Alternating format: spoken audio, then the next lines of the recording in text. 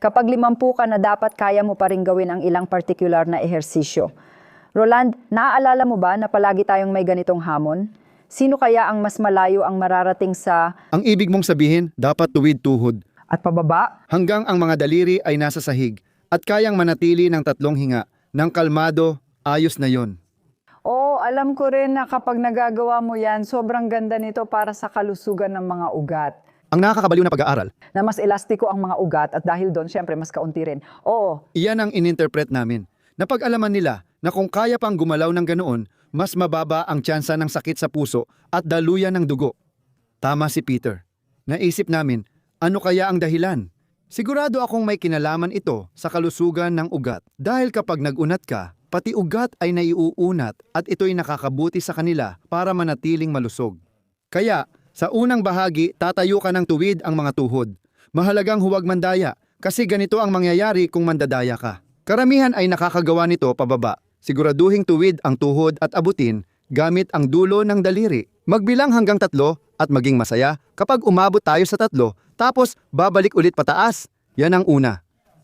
kung di mo pa kaya ngayon, ano ang dapat gawin ng tao para magawa ito sa hinaharap? Oo, Sobrang dali lang. Tingnan mo, tumayo ka at ilagay ang mga palad mo sa iyong mga hita. Hanggang doon siguro ay kaya mo na. 'Di ba? Yun ang inaasahan ko. Ganun. Tandaan mo lang kung nasaan ang dulo ng mga daliri mo. Tapos yumuko ka hanggat kaya mo. Siguro hanggang dito lang ang kaya mong abutin. Pakiusap, huwag kang ma-frustrate o sumuko agad sa ehersisyo. Huwag mong isipin na mahirap o hindi mo kaya at huwag tumigil agad. Hindi mo kailangang laging sabihing, hindi ko pa kaya yan. Hanggang dito muna, magugulat ka pagkalipas ng 3 araw. Mapapansin mo, lampas ka na sa tuhod tapos nasa binti ka na at pagkatapos ay makakarating ka pa ng mas mababa. At kung gagawin mo lang ito ng tuloy-tuloy at ang ibig sabihin ng tuloy-tuloy ay araw-araw 1 beses, gagawin mo ito palagi ng 2 minuto at maghihintay ka ng 2 minuto. Sa loob ng 2 minuto, palagi mong pinapakinggan ang sarili mo. Gaano kalakas ang pag-unat? Kaya ko pa ba o sobra na? Bigyang pansin ang likod ng tuhod dahil dito unang sumasakit kapag sumusobra ka. Pero masisira ang ehersisyo. Hindi maganda yon. Kaya manatili ka lang sa posisyon na kaya mo pa at komportable ka pa. Yung tipong sakto lang na may konting kirot pero kaya pa, yun ang tinatawag na komportableng sakit. Yung hangganan na parang ayaw mo na, doon lang. Pagkatapos, dahan-dahan kang bababa hanggang sa pinakailalim at doon marami kang nagawa para sa iyong fitness at pakiramdam ng kaginhawaan. at huwag kang magmadali sa ehersisyong ito. Kasi totoo naman na minsan, lalo na kung umaga mo ito ginagawa, medyo matigas pa ang likod mo o parang naninigas pa. Kapag dahan-dahan mong ginagawa ito at unti-unti kang bumababa, sigurado akong maaabot mo rin ang sahig. At ngayon, direkta tayong magpapatuloy sa balikat. Kasi mahalaga ang balikat. Kailangan mong magamit ang mga braso mo. Gusto mong makapasok sa Amerikana. Gusto mong makabit ang bumbilya sa taas. At kung ano-ano pa. Kaya kailangan malakas at maayos ang mga balikat. At ngayon, ipapakita sa iyo ni Peter ang isang bagay na dapat mong subukan. Ipakita mo ang likod mo sa kamera at itaas at ibaba mo ang braso mo. Ibig mo bang sabihin ito at ayos na? Lumayo tayo ng kaunti. Kung kaya mong hawakan yan, gagawin natin yan bilang hamon. Kaya mo lang abutin ang dulo ng mga daliri mo. At syempre, pwede mo pang pagbutihin at gumaling hanggang makarating ka roon.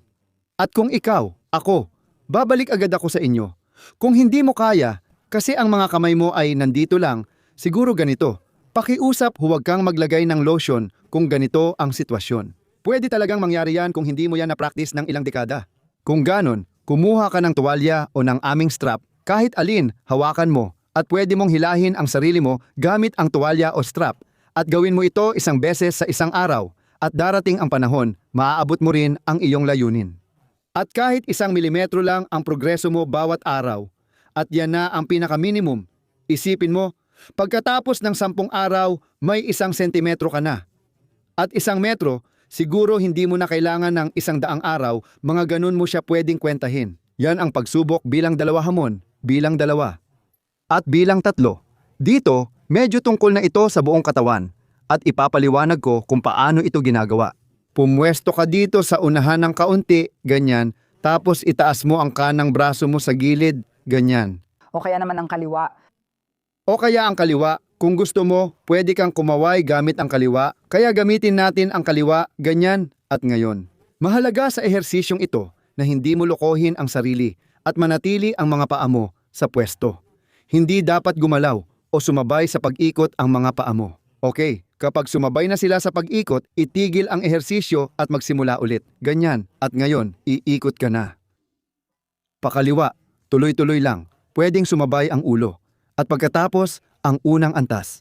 Mapapapunta mo ang kamay mo eksakto sa likod mo. Kaya pag pumwesto ka na parang may pader sa likod, doon mo rin ituturo. Pero nasa 50 degrees ka pa lang, oo.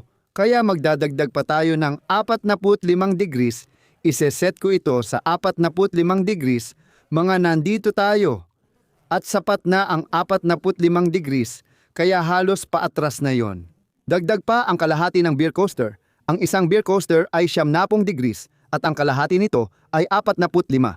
Oo, at iyan ang rotation. At mahalaga ito dahil madalas nating nakakalimutan ang pag-ikot. Oo, lagi lang tayong nakatingin doon at kapag umiikot tayo papunta roon, mas ginagawa natin ito kaysa gawin din ito. Oo, at unti-unti na itong nawawala. Sa 3 test na ito, kapag pumasa ka at naibalik ang pagsasanay, tiyak lalakas ang pakiramdam mo sa katawan at mas magiging maginhawa ka araw-araw.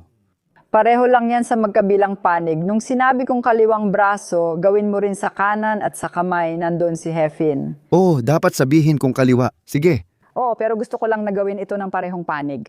Heto, baka gusto mo subukan na gawing hamon ito kasama ang mga kaibigan mo na magawa ninyong lahat ito, lalo na yung mga nasa edad na 50. Mas maganda kung ibabahagi mo ang video na ito para mas marami ang makagawa nito ngayon.